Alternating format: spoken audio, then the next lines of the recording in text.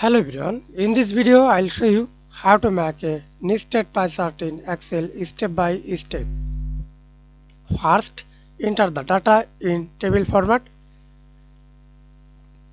See this table 1 and table 2. Select all data including headers.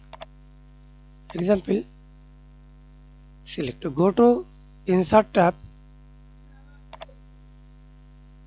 hierarchical chart, click Sunburst or recommended chart, all chart, find Sunburst, click OK. Your nested pie chart is ready. Then resize, plus icon, legend and edit again. Double click, text chart options, fill border text option,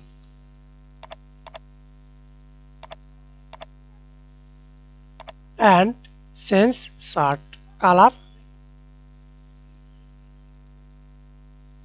Okay, thanks for watching video. Please like, comment, share and subscribe to my channel.